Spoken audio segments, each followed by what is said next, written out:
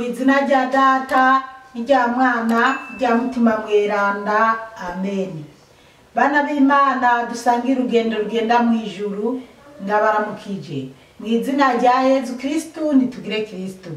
No munsi dusabikanye ijambo ry'Imana riri muri Bibiliya mu gitabo c'ubwitonzi.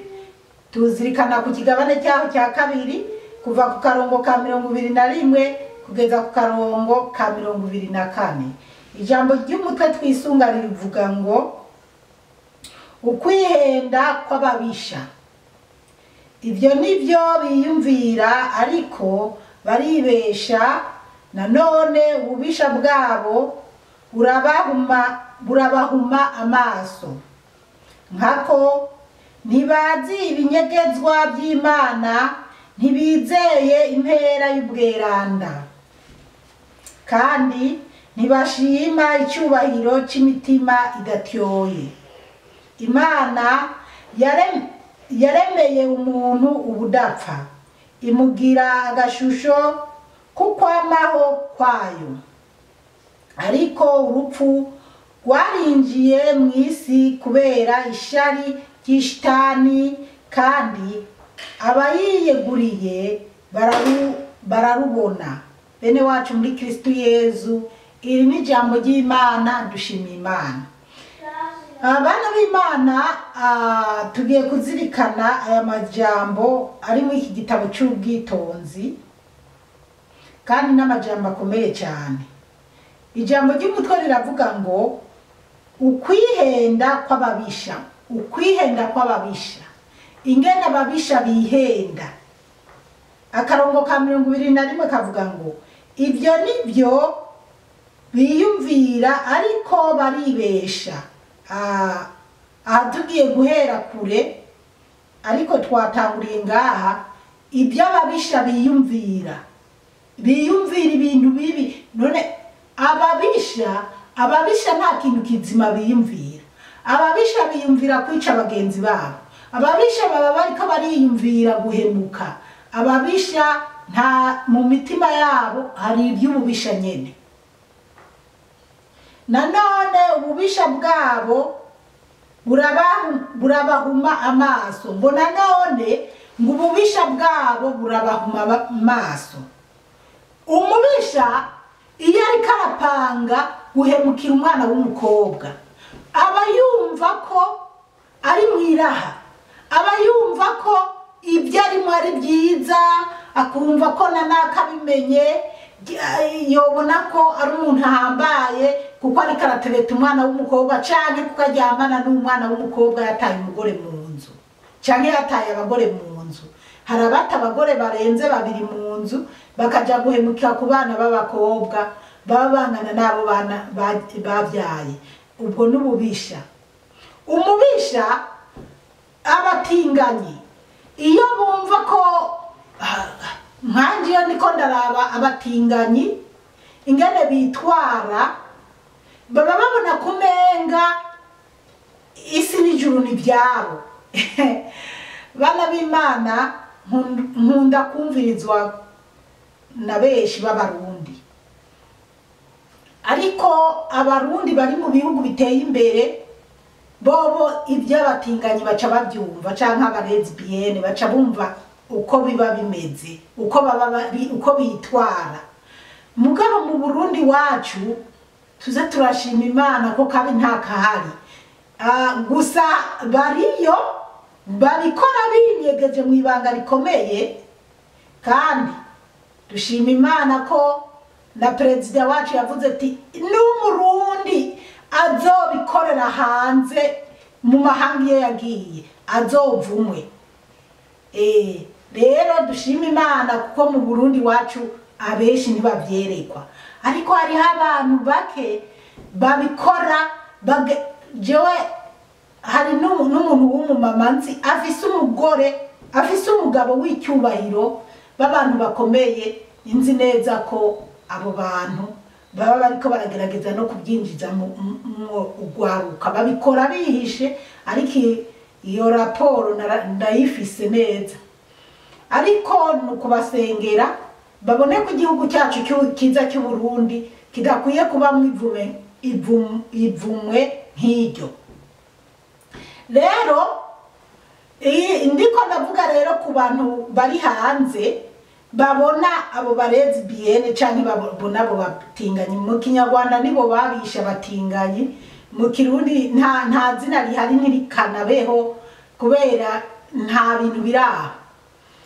Usanga uwiyemeje kuba umugore yakubise kuduhereni, erega arashirako na bya bindi bashirako ku ntuzi, akigira utuntu mugabo akambara ipataro. Anyway, ipataro zozo n'abatarabo barazambara, ariko bajya bobo nabo bafise ukuntu baca bambara udupataro tubafasha ukuntu, canke udupataro nka tumwe abakobwa canke abagore bambara. Rero ukabona nyene agenda yimanzi kayigira utuntu, ariko Imana yo mwijuru tube hafi cyane. Bana b'Imana, isi yaragwishije ishano, isi yagwishije ishano. Rero iyo bariko baratambuka bumva ko bobo byatunganya tangorane, ata kibazo bafise, bumva ko bari mwiraha, ntibumva ko Imana ibabajwe n'ibyo bariko barakora. Ibyo rero nibyo tubona ngo ukwihenda kw'ababisha, uko n'ukwihenda cyane, ubwo n'ububisha, kuko nicyo cyatumye Imana iritura Sodoma na Gomora, nicyo cyatumye Imana kuri Nowa haba umwuzure. Uwo mubisha rero ubwo bwose n'ububisha. Umubisha, ibi bintu byo kuvuga ngo bagiye kubyarira muri bya bimashini, ibi bintu byo kuvuga ngo bagiye kugura ibipupe bibi bigore by'abantu canke bibi bigabo by'abantu, ubwo bwose n'ububisha. Mugabo umubisha ari muri ibyo bintu ntabwo yumva ko ari mu cyaha, yumva ko ahubwo ari hejuru y'ibintu byose, ariko siko kuri. Imana yo mu ijuru ibyo nibyo zobandanya kubyihanganira. Niho rero tubona ngo none ububisha bwabo burabahuma amaso. Ububisha nabo bwabo ntibabona ububisha bwabo ngo bubahuma amaso, ntibabona ko bazogwa mu muriro, ntibabona ko nibabipfiramo ari ingorane bazoba bapfiriyemo z'umuriro utazoshira. Ibiri kabiri havuga ngo nkako ntibazi ibinyegezwa by'Imana. Niko kuri, nkako ntibazi ibinyegezwa by'Imana, bo bazi ko ari amaraha barimo, ariko ntibazi ibinyegezwa by'Imana, ntibazi ko Imana yibikiye, ntibizeye impera y'ubweranda. Abo bantu ntibizeye impera y'ubweranda kubera bo bumva ko atarubanza rw'imperuka canke atarubanza ruzobabako. Bo bumva ko ibyabo n'imbere bazobandanya gutegeka, bakumva ko mbese Imana yo mu ijuru dutabare cyane. Nukuri abantu b'isi turakora ibyaha, ariko ibyaha birarutana, ariko nukuraba neza icyaha kitazokujana mu muriro udahera. Icyaha kizokujana mu muriro udahera, gihebe. Bana b'Imana, kubera ko hari abavuga ko icyaha cyose ni icyaha, biravana n'icyaha ingene wagikoze, ariko ntitwiremeshe ngo umuntu w'umutinganyi apfiriye mu butinganyi ngo azoja mu ijuru. Umuntu ahemukira abana b'abandi, umusambanyi, umuntu, kuko igituma tuvuga gutyo, hariho umuntu ashobora kuba ashonje agaca ahantu hari imyumbati cyangwa hari ibijumbu, akaba yakura ikijumbu akagihekenya, bamufasha agapfungwa cyangwa agakubitwa, ariko atari ibyo yasoromye ngo ashire mu igunira, atibye, ari uko yumva yarakeneye kujya guhekenya icyo kijumbu cyangwa umwumbati. Imbere y'Imana ntiyociga urubanza nk'ubw'umutinganyi yaciriwe, cyangwa umuntu w'umwicanyi, cyangwa ugendera ahemukira abana, cyangwa umusambanyi, cyangwa umuntu yishe mugenzi wiwe. Imana yo mu ijuru iduhe gutahura cyane. Kandi ntibashima icyubahiro cy'imitima idatyoye, ngo kandi ntibashima icyubahiro cy'imitima idatyoye, ntibashima. Hariho abantu babayeho bafise imitima, ni Bibiliya ibivuga, bafise imitima itanduye, batari abanyabyaha gusa. Bibiliya iravuga ngo mwisi nta mugororotsi arimo, ariko urabe ahantu ukuri, kuko urashobora kuraba ukuri ukavuga uti nawe uko byogenda kose ndabona ko Imana ikubise inzamba yonjana. Rero nyimba hari umuntu abona ko ari umuntu w'Imana by'ukuri, kubera ibikorwa by'umuntu akorera Imana birivugira, n'abantu bakabibona ati uko biri kose kwebwe umuntu arakorera Imana. Rero kuko Yesu niwe yavuze ngo tuzobamenyera kubyamwa bama. Ubwo rero nimba umuntu koko yama ibyamwa byo kugororoka, ibyo nabyo ni biki? Gufasha abagowe, gufasha abashonje, kugaburira abashonje, kwambika abagenda gusa, kuraba bari mu gasho, gufasha abajya bo muri kugatumba inzu zaguyeko, gufasha ujya mwana w'umubanyi inzu yabuze amahera yo kuriha ku ishuri, gufasha abandi. None rero uwo muntu ameze gutyo ni umuntu akorera Imana. Aba bantu b'abagome ntibanezerwa nuko bobona ko Emmanuel ariko aragurira amakaye abana bagende ku ishure, ntibanezerwa no kubona ko Serafina abyuka karakajana uduharage kuraba abagwaye. Gutyo uca usanga babandi bababisha bagerageza kononera uwo muntu kugira ngo ibikorwa byiwe ntibibandanye bitera imbere, canke abandi bantu bamwinube. Abo bantu bari imbuto mbi, abo bantu b'umutima mubi bababisha ntibanezerwa no kubona ko umuntu w'Imana ariko aragirira neza abandi.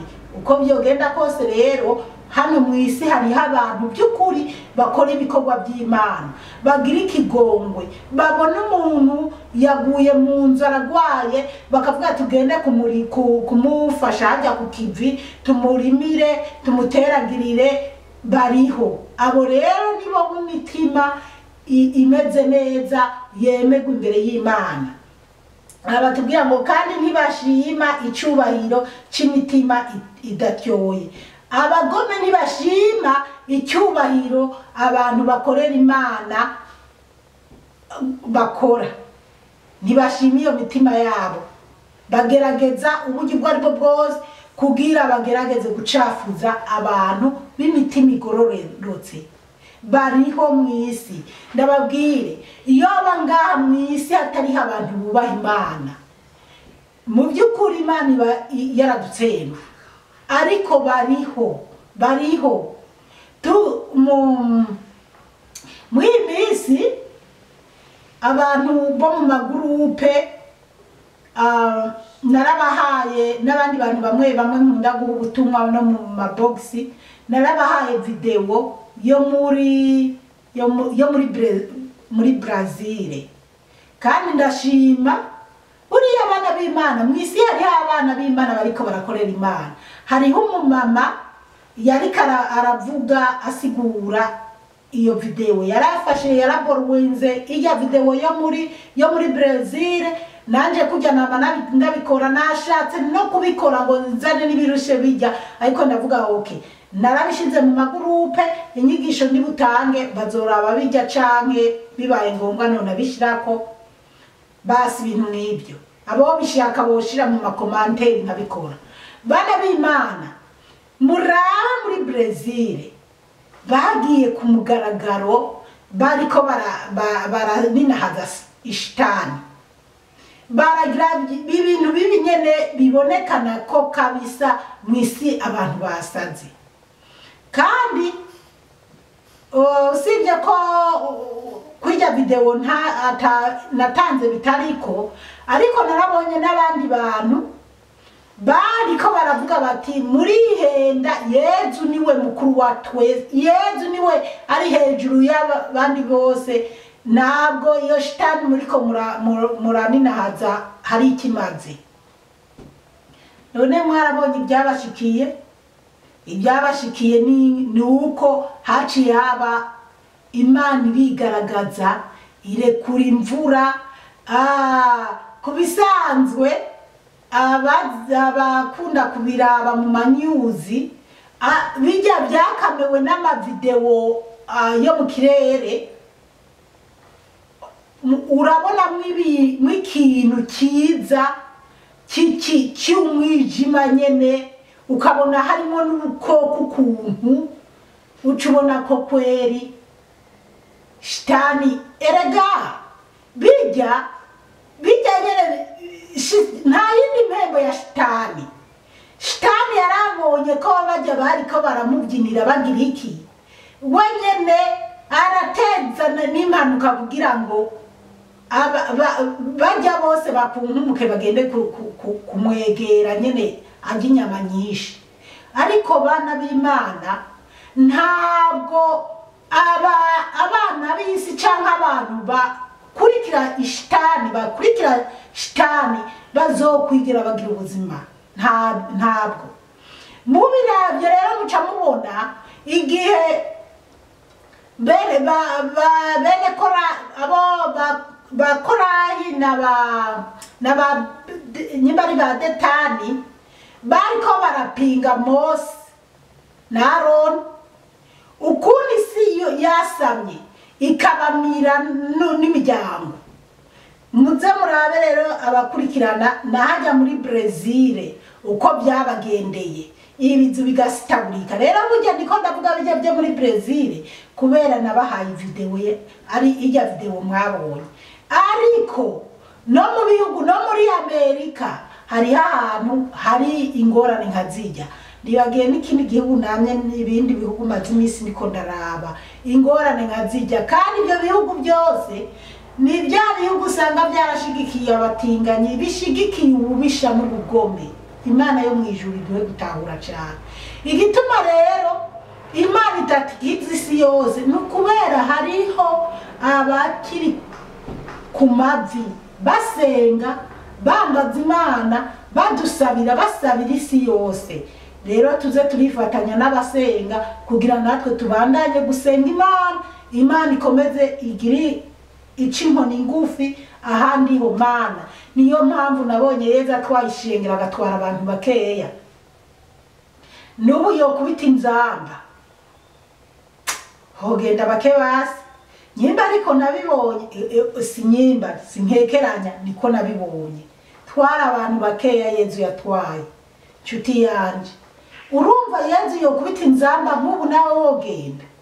Ni wabuzi mwene wanyu ari mu bintu by'ubugome nk'ibyo, musengere, mwegere, mubwire.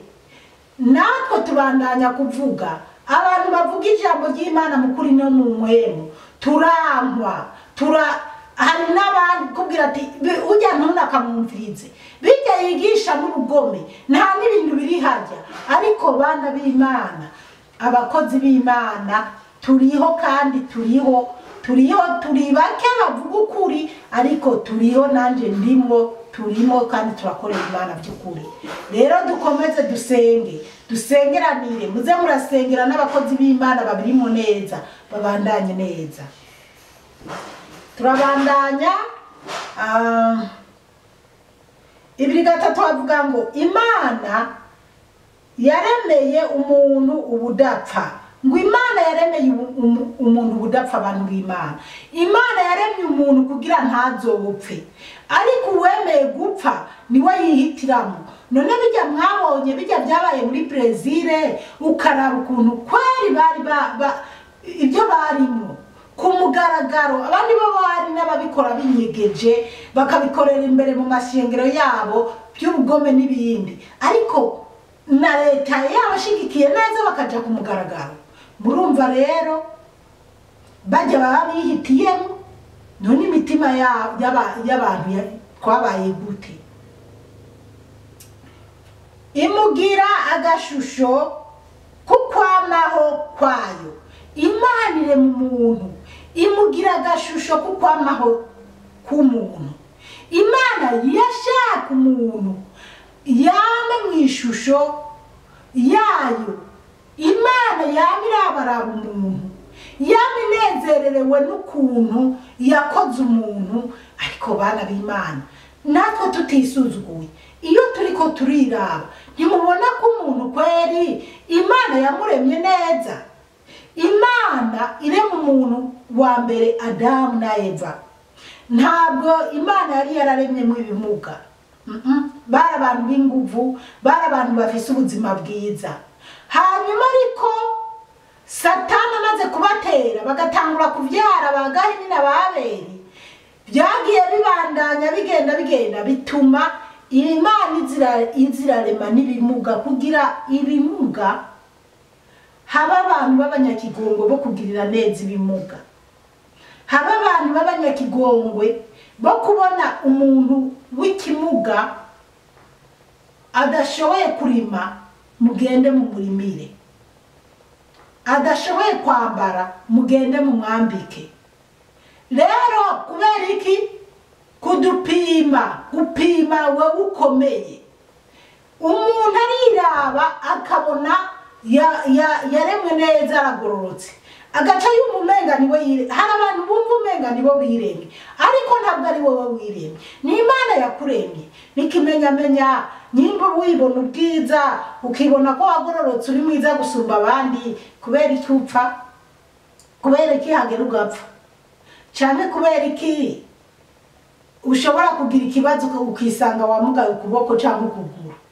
Ntidukwiye rero kwirata, dukwiye guca bugufi imbere y'Imana, dukwiye kubaha Imana yaturemye, kuko Imana yaturemye. Hano baratubwira ngo Imana yaremye umuntu kugira ntazopfe. Umuntu wese rero yipfuza kuzabaho igihe cyose azobaho. Abashaka gupfa nabo nibo bihitiye mu rupfu. Nk'ababa nibo muri Brazil bajya baramaze uraba isinzi ry'abantu ryari ryagiye muri ibyo birori byo uwo mwaka. Bari bagiye muri uwo mwaka wo kuvuga ngo bariko baragirira ibyo bagirira shitani, ariko barabandigwa shitani. None bajya sibo baba bihitiye mu rupfu. Hanyuma nyene Imana nayo igashingashigwa ikareka umwuzure n'ibihomoka bikabahomokeraho.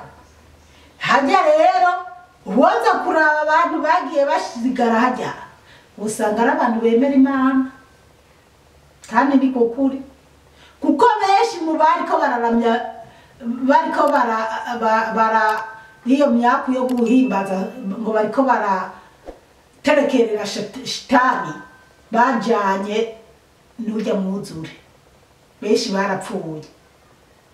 Imana yo mwijuru iduhe gutahura cyane. Rero twaremewe kugira tuzobeho. Hitamo kubaho, uhitemo neza, uhitemo Yesu Kristo, kuko shitani ni njyajya. Akarongo ka 24 ariko kanyuma kavuga ngo ariko urupfu rwarinjiye mu isi kubera ishari ry'ishitani.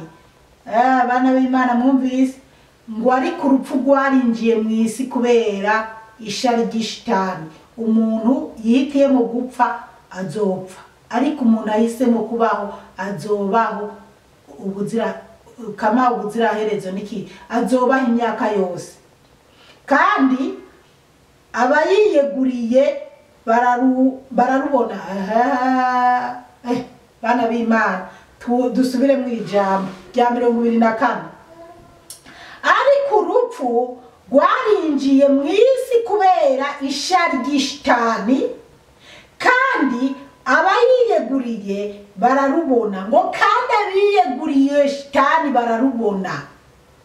Abiyeguriye shitani bararubona. Bana b'Imana, mu isi hari ibintu by'ibibazo byinshi, ingorane zirenze ingorane twigeze kubona cyane mwigeze kumva mu isi. Abiyeguriye abiyeguriye shitani ngo bararubona, urwo rupfu bararubona. Abiyeguriye shitani nibo babona urwo rupfu. Urwo rupfu umuntu yari ku mfiro ngo bajya baba bariko barasambagurika, bageze ku gihe cyabo cyo gupfa badapfuye n'amagisita n'ibindi, ngo baba bariko barabona abadayimoni bariko barabasanganira. Bajyana ngo bapfa neza nyene bigiriye mu buntu neza, ukabona ari isinziriye neza rikarateregura imigere ngo avuze induru. Ujyana ngo bariko arabona abamarayika bariko baramusanganira. Rero byoba byiza umuntu yamye yiteguye kugira ngo azasanganirwe n'abamarayika. Hanyuma aba nabo bashaka urupfu bararubona kuko bakoreye shitani. Bana b'Imana rero dukorera Imana tukiri mu buzima, dukorera Imana tukiri mu isi, tukiri mu mubiri. Mu by'ukuri ibikorwa byo gukorera Imana biroroshe cyane, ibikorwa byo gukorera Imana biroroshe cyane, ahubwo abahangayika n'abakorera shitani bibasaba kuronderanya imbaramagi, guca ngo mu buburi, guca ngo mu mawese. Hari ibintu byinshi abakorera shitani bacamo bakaruha, ariko umwana w'Imana akorera Imana nta muruhagira. Oya, kutwa ukaja kuraba umuntu agwaye ku bitaro, gutora impuzu umwe mu mpuzu zawe ukaza kwambika ubugongo, gutora amafaranga 100 mu 500 cyangwa mu miliyoni ufise ukagurira abana uniform z'ishuri cyangwa ukarihira abana ku mashuri. Mu by'Imana yaguhezagije, korera rero ijuru ugifise umwanya. Bana b'Imana reka tugeze ngaha, umukama Imana bahezagire cyane, mwarahezagiwe n'Imana. Ku izina rya Data, rya Mwana, rya Mutima Mweranda, amen.